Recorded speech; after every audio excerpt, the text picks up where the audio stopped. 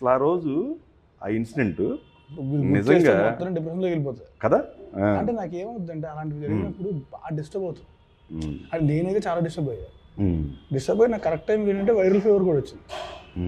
నాకు ఫోన్లు చేస్తుంటే రాజాగారు గారు కాల్ చేసి చెప్పారు, నాకు ఏం చెప్పొద్దు, నేను ఎవరికి సమాధానం కూడా చెప్పే ఇంట్రెస్ట్ కూడా లేదు నాకు, ఏమనుకుంటే అనుకోనండి, ఏం వేసుకున్నామండి, వదిలేంటాం అసలు నాది ఎవరు మాట్లాడదు దాని గురించి అని చెప్పేసి ఫోన్ పెట్టేసారు. నేను అది ఎవరు డిస్కస్ చేయాలి. ఎందుకు అతను అంత డ్రామా క్రియేట్ చేసాడు? ఎందుకు ఏమోనండి, నేను చెప్పిన అసలు పట్టే పట్టించుకోవాలి కదా, కంప్లీట్ వదిలేసా. మాట్లాడతా అన్నా సరే మాట్లాడద్దు అని చెప్పేసి రాజా గారు కూడా సరే ఇలా నాకు చెప్పవద్దు నేను అన్నాను. అది బ్లాక్మెయిల్ చేస్తున్నాడు అంటే చేసుకునేవాడు, ఆడికి కావాల్సింది చేసుకునేవాడు, నాకు మాత్రం చెప్పొద్దు, ఆడికి లొంగనం, ఎవడికి సమాధానం చెప్పను. అంటే కొంతవరకు అయితే పర్లా, అది ఎంత ఎక్కువ అయిపోతే మనకి ఏమవుతుందంటే డిస్టర్బ్ అయిపోయినప్పుడు అలాంటివి ఒక్కొక్కసారి మెంటల్గా చాలా డిస్టర్బ్ చేసేస్తాయి ఎక్కువ తీసుకుంటే. న్యూస్లో గోల, ఎక్కడ గోల, అది గోల, అవి ఎక్కువ తీసుకుంటే బాగా డిస్టర్బ్ అయిపోతుంది. నాకు అర్థమైపోయి కంప్లీట్ కట్ ఆఫ్ చేయిస్తాను, నాకు సంబంధం లేదు దీనికి, నాకు అయిపోయింది అంటే. అసలు మీరు అదే నైటు అక్కడే సమాధానం చెప్పుకుంటే వేరే రకంగా ఉండేది. నాకు తెలియదు కదా, బేసిక్గా 10 మంది జనాలు ఉంటేనే నాకు అసలు అలవాట్లేదు. నా న్యూస్ ఎప్పుడు వచ్చినా సరే అక్కడ ఎక్కడో ఒక పేపర్లోనో ఎక్కడో టీవీలోనో ఏదో మామూలుగా సినిమా న్యూస్ కూడా చాలా తక్కువ వస్తుంది నాది, ఈ సినిమా చేస్తున్నాడు వీడిని చెప్పి. మాకు అంత అది అలవాట్లేదు కదా, నాకు సడన్గా అంత వచ్చేసరికి నాకేం అర్థం కాలేదు. ఊరుకున్నా నెక్స్ట్ టైం పొద్దున్న గోల అవుతుంది, ఇంక వదిలేసాను. నాకు తెలిసి నా బేబీ ఫీవర్ వచ్చింది కూడా అందుకే నాకు డిస్టర్బ్ అయ్యి వచ్చి ఉంటుంది, వైరల్ కూడా కాదు, ఆ డిస్టర్బెన్స్గా వచ్చి ఉంటుంది నాకు. అంత డిస్టర్బ్ అయిపోయాను, అది నేను కట్ ఆఫ్ చేసాను, నాకు సంబంధం లేదు ఈ టాపిక్ ఏదైతే. ఇప్పుడు ఇక్కడ ఏమొచ్చిందంటే ఆ టైంలో కొన్ని ఈ కార్తిక్ అనే వ్యక్తి ఆల్రెడీ మీకు పరిచయం ఉన్నట్టు, నాకు అసలు సంబంధం లేదు, వచ్చిన వార్తలు పరిచయం ఉన్నట్టు, దానివల్ల మీకు కొంత మనీ పరంగా డిమాండ్ చేస్తున్నట్టు ఇలా వచ్చాయన్నమాట. నేను రాజారవీంద్ర గారికి కూడా ఫోన్ చేసిన ఆ టైంలో, చేసి మాట్లాడాను. ఒకట్లేండి, ఐ డోంట్ బ్లేమ్ ఎనీబడి. ఇప్పుడు తనకేం అవసరం ఉంది అంటే చేసిన తప్పు, చేసిన తప్పే, కానీ తనకేం అవసరం ఉంది అంటే వదిలేదు. నేను చెప్పా కదా, కంప్లీట్ కట్ ఆఫ్ చేయిస్తా టాపిక్.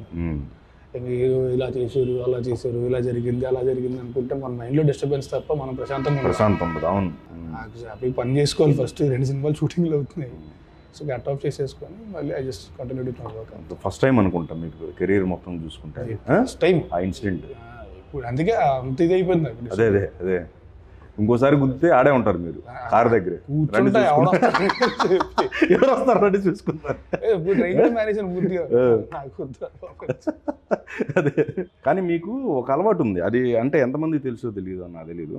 మీకు ఏదన్నా బాగా స్ట్రెయిన్ అయితే మీరు కార్లో పడుకుంటారు, పడుకుంటూ పోతారు.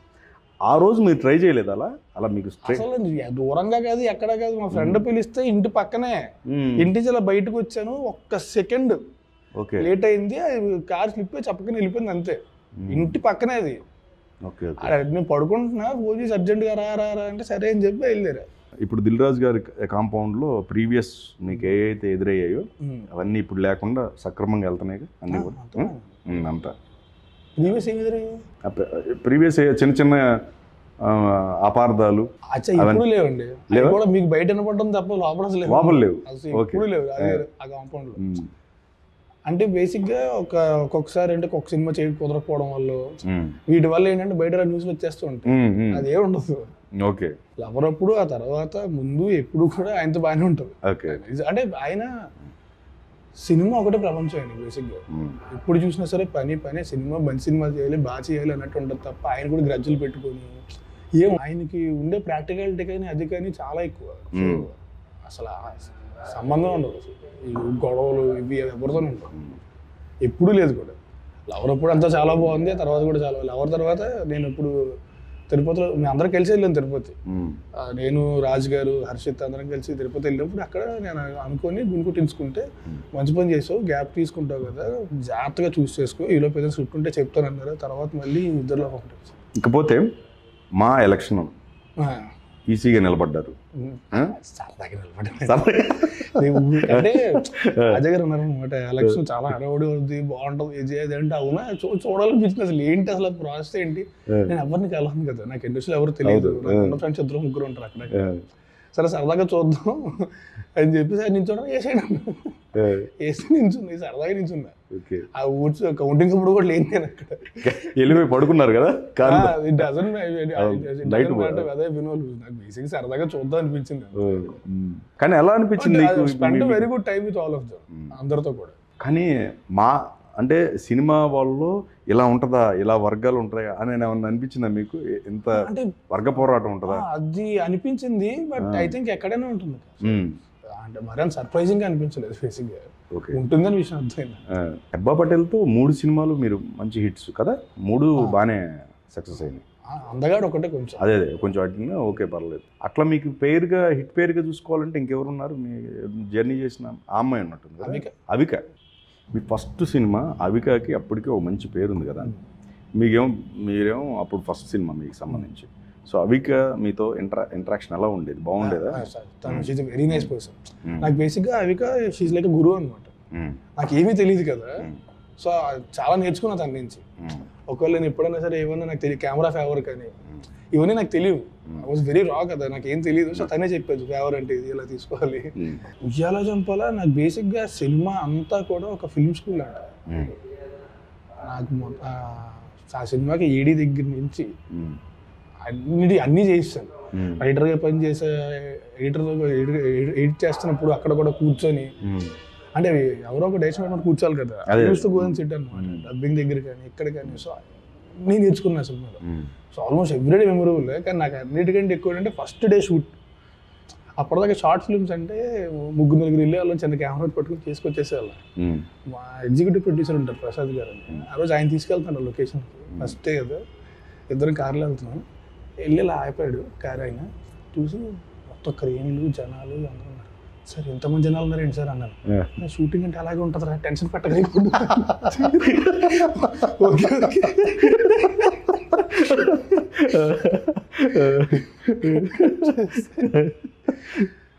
వెళ్ళాను, నించున్నా, విరించి యాక్షన్ అన్నాడు. నాకు మళ్ళీ ప్యాకప్ అయిన పడ్డది. మధ్యలో అంతా జోన్ అవుట్. నేను ఏమైందో ఏం చేసానో ఏం తెలియదు. ఆ నెక్స్ట్ డేకి పర్లా, ఒకరోజు అయితే అలవాటు అయిపోతుంది కదా. నెక్స్ట్ డే నుంచి అంత ఫ్లో బాగానే వెళ్ళిపోయింది. నేను ప్రతిసారి అడిగేవాడిని, ఆ సీన్ మాత్రం మళ్ళీ రీషూట్ చేద్దాం, ఆ సీన్ మళ్ళీ రీషూట్ చేద్దాం. నేను ఏం చేసానో కూడా తెలియదు నాకు, ఆ సీన్ రీషూట్ చేద్దాం. సరేరా చూద్దాం చూద్దాం చూద్దాం చూద్దాం, షూటింగ్ అంతా అయిపోయింది, చూద్దాం లాస్ట్లో చూద్దాం, అక్కడేగా చేస్తున్నారు. ఓకే అంతా అయిపోయింది, అక్కడ అయిపోయి వచ్చేసినట్టు లేదు. ఒక్క సీన్ మాత్రం చేద్దాం కాబట్టి ఇక్కడ చీట్ చేసుకుందాం, ఒక్క సీన్ మాత్రం రీషూట్ చేద్దాం. అస్సలు బాగా రాలేదు. కట్ చేస్తే ఒకసారి ఆగ్రా, ఒకసారి ఎడిట్ అవన్నీ చూసి డెసిషన్ తీసుకుందాం. చూసిన తర్వాత అప్పుడు ఫస్ట్ నానికి చూపించారు. నానికి చూపిస్తే చూసి చాలా బాగుంది అని ఖచ్చితంగా ఆ సీన్ ఎదిరిపోయింది. అది ఏ సీన్ అంటే పెళ్లి చెడగొట్టడానికి ఇంటికి వెళ్తా కదా మా ఫ్రెండ్ని తీసుకొని, పెళ్లి చెడగొట్టడానికి ఇంటికి వెళ్ళి మదర్తో మాట్లాడతాను కదా వాళ్ళని, ఆ సీన్ అనమాట. కట్ చేస్తే చూసిన వాళ్ళందరూ నవ్వుతున్నారు. ఆ సీన్ చాలా ఎంజాయ్ చేస్తున్నారు. అంటే జోన్ అవుట్ అయినా సరే పర్లేదు, బాగానే చేయొచ్చు. అంత బాగుంది కదా, ఎందుకు అలా ఎన్నిసార్లు అడుగుతున్నావు అంటే అసలు ఏం చేసినా నాకు తెలియదు, నాకు జడ్జిమెంట్ ఎలా ఉంటుంది. ఆ సినిమా మాత్రం ప్రతిరోజు నాకు ఒక అద్భుతం లేని ఎక్స్పీరియన్స్. ఒకసారి అవికతో ఆఖరికి చివరికి ఏంటంటే ఒకసారి ఒక గుళ్ళో షూట్ చేస్తాం అవికతో అనమాట. అప్పుడు తనకి చాలా మంది ఫ్యాన్స్ ఉన్నారు. చిన్నపల్లి కూతురు, మొత్తం ఒక 100 మంది వచ్చారు. లోపల తను ఉంది, చుట్టూ జనాలు. ఇప్పుడు నేను ఎవడికి తెలియదు. ఆఖరికి ఫీల్డ్ కూడా క్లియర్ చేసి నేను ఆ పని దగ్గర నుంచి అన్ని చేస్తున్నారు. అంటే అక్కడ జరగమని వాళ్ళ ఉన్నాడు సార్, అమ్మాయిని చూడాలని చెప్పి మిమ్మల్ని కూడా జరగమని వాళ్ళు. ఒక ఆవిడైతే అరే నేను హీరోని అని చెప్పేవాళ్ళు మీరు? ఇంపార్టెంట్ షూట్ అవ్వాలి కదా. Okay okay. అక్కడ ఏంటంటే రామ్మోహన్ గారి దగ్గర ఆఫీస్లోని ఇతను డైరెక్టర్, ఇతను హీరో, ఇతను ప్రొడ్యూసర్, ఎగ్జిక్యూటివ్ ప్రొడ్యూసర్ ఉండదు. ఓకే, అందరూ సమానం, అందరూ ఈక్వల్. ఫోన్ చేస్తే ఎవరి ప్లేట్ ఆడే కడుక్కుంటాడు. ఓకే, ప్రొడ్యూసర్ దగ్గర నుంచి అందరూ ఎవరి ప్లేట్ ఆడే కడుక్కుంటారు, ఎవరి పనులు ఆలే చేసుకుంటారు. మొత్తం కలెక్టివ్ వర్క్ తప్ప. తర్వాత కార్డ్ చేసినప్పుడు సరే వీడికి పేరెద్దాం వీడికి పేరెద్దాం తప్ప పని చేసినప్పుడు అందరూ ఒకటే. ఓకే, ఆ కార్డ్స్ చాలా ఇంపార్టెంట్. అదే అందరూ చేస్తారు, అందరూ అన్ని పనులు చేస్తారు. అదే ఓకే. సో ఈ పని చేయడానికి ఈ పని చేయడానికి ఇది అని ఉండదు. నేను ఆ స్కూల్ నుంచి వచ్చాను. ఓకే. అయితే ఆ రోజు ఫీల్ మొత్తం అదే ఆ పని దగ్గర నుంచి అన్నీ చేశాను ఆ సినిమాకి. సో నాకు ఆ సినిమా చాలా అద్భుతమైన లెర్నింగ్ ఎక్స్పీరియన్స్.